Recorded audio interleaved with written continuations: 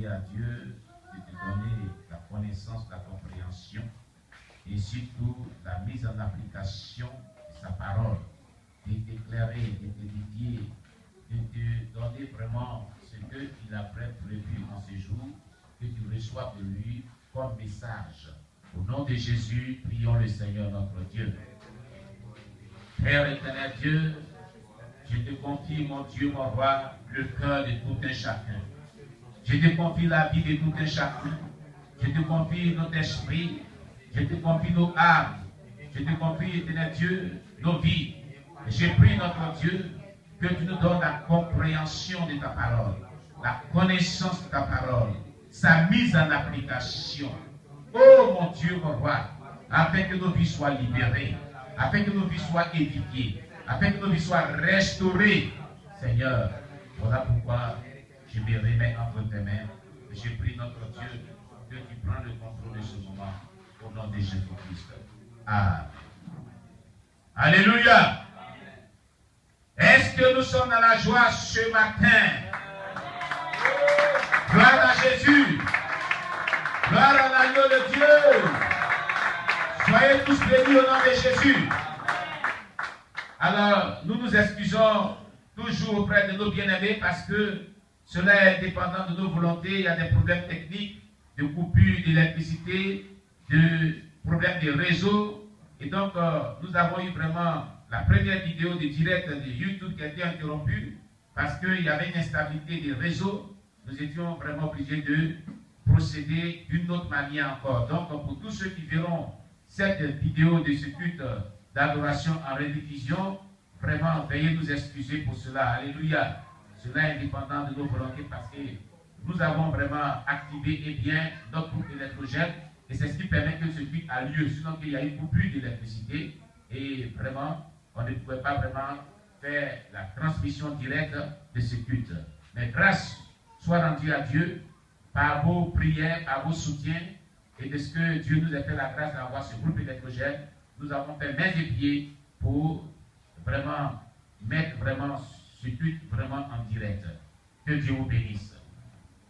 Ce dimanche, nous allons voir notre thème central qui est l'eschatologie et le sous-thème après l'enlèvement de l'Église. On était en train de voir la résurrection des morts. Amen. La résurrection des morts. Voilà que par la grâce de Dieu, si Dieu nous fait grâce, nous allons achever aujourd'hui. Amen. Et après quoi, nous verrons la grande tribulation. Amen. Voilà. C'est le premier message. Nous allons faire bref rappel de ce qu'on avait vu la dernière fois concernant la résurrection des morts. Amen. Qui est une réalité bibliquement prouvée. Alléluia. Oui. Que tu sois chrétien, que tu ne sois pas chrétien, tu vas subir cette vérité biblique qui est la résurrection des morts. Parce que, comme vous le savez, nous avons déjà vu dans le livre de Daniel, alléluia, on avait déjà vu dans le livre de Daniel que tous ceux qui sont endormis dans la poussière, les uns ressusciteront pour le propre éternel, les autres pour la joie éternelle. Alléluia. Voilà. Donc, il est dit ici dans Daniel, comme je l'ai dit, Daniel, chapitre 12, verset 2. Alléluia. Voilà. Que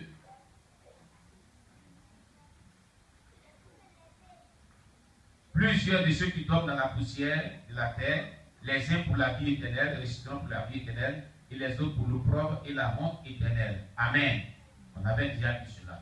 Donc, que tu sois chrétien, que tu sois païen, tu vas subir la résurrection des morts. Mais ce qui est important, c'est que lorsque tu vas ressusciter là, il faut que tu saches où tu vas partir. Amen. On dit les uns ressusciteront pour le propre éternel. Le propre éternel, c'est l'enfer. Amen. Ceux qui vont ressusciter pour le propre éternel sont des personnes qui n'ont pas accepté Jésus-Christ durant les séjours sur la terre. Ceux-là qui vont ressusciter pour le propre éternel aussi sont des personnes qui disent qu'ils ont accepté Jésus-Christ, mais qui ont vécu une vie chrétienne hypocrite. C'est ce que vous appelez un pied dedans, un pied dehors. leur vie de sanctification n'était pas véritable. Amen. Alléluia. Maintenant, ceux-là, eh bien, qui ressusciteront pour la vie éternelle. Alléluia. Sont ceux-là qui ont accepté Jésus-Christ comme Seigneur Sauveur personnel, qui ont vécu la sanctification sur laquelle il verra Dieu, et qui sont morts dans une vie soumise à la parole de Dieu, soumise au Saint-Esprit, et qui ont servi Dieu véritablement. Alléluia. Donc qu'on soit chrétien, qu'on ne soit pas chrétien, qu'on veut, qu'on ne veut pas, nous allons subir la résurrection des morts. Cette vérité biblique, elle est vraiment clairement définie dans la parole de Dieu. Que tu sois chrétien ou pas, que tu veux ou que tu ne veux pas, cela révèle de l'autorité et de la souveraineté de Dieu de pouvoir vraiment faire vivre des humains qu'il a créés cette réalité. C'est pourquoi, pour ne pas être de ceux-là qui ressusciteront pour l'opprobre éternel, pour la honte éternelle, nous t'invitons, toi qui nous écoutes ce matin, à donner ta vie à Jésus-Christ comme Seigneur Sauveur personnel, à se repentir de tout péché, à se repentir de la sorcellerie, à se repentir de l'impudicité, à se repentir de toutes sortes de mal et toutes sortes de mauvaises vies, pour vivre dans la sainteté, afin d'hériter le royaume des cieux. Amen, amen. Amen, amen. C'est un bref rappel de ce que nous avons vu la dernière fois. Et dans ce que nous avons vu la dernière fois, on avait vu donc que la résurrection des saints de Dieu décrite dans la Bible sous des appellations telles que la résurrection pour la vie, Jean 5, verset 28 à 29, la résurrection du juste, Luc chapitre 14, verset 13 à 14, une meilleure résurrection, Hébreux 11, verset 25, et la première résurrection, Apocalypse 20, verset 4 à 6, est subdivisée en 4 phases. Amen. Première phase, la résurrection de Christ, les prémices, 1 Corinthiens 15, verset 3 à 4, le verset 12, le verset 20, le verset 23. Deuxième phase, la résurrection des saints de la période de l'Église à l'enlèvement, 1 Corinthiens 4, verset 13 à 16. Troisième phase, la résurrection des saints de l'Ancien Testament au second avènement de Christ sur la terre, Daniel 12, verset 2, Ésaïe 26, verset 19. Tous les saints de Dieu qui étaient morts ressusciteront à la première résurrection. Aucune âme ne sera oubliée. C'est-à-dire, depuis l'Ancien Testament, ceux qui ont vécu de la sanctification, qui sont morts avec une bonne relation avec Dieu, ressusciteront. Amen. C'est de cette résurrection dont parle le livre de Daniel, chapitre 12, verset 2, et Ésaïe, chapitre 26, verset 19.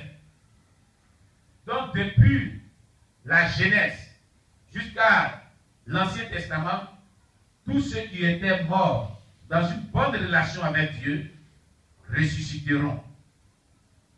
Amen. Amen. Et ceux aussi qui sont morts dans une mauvaise relation avec Dieu ressusciteront pour l'opprobre éternel, la honte éternelle, c'est-à-dire l'enfer. Donc personne n'échappera à la résurrection des morts. La résurrection des morts, comprenez, est comme un jugement. C'est le jugement de Dieu. Parce que quand tu vas mourir et que tu vas ressusciter à cette date-là, si tu n'as pas vécu une bonne vie, ton jugement est clair, c'est pour l'opprobre éternel, c'est l'enfer. Amen.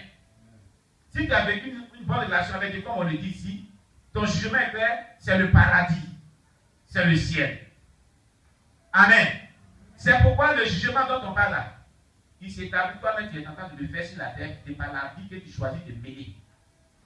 C'est par la vie que tu choisis de vivre.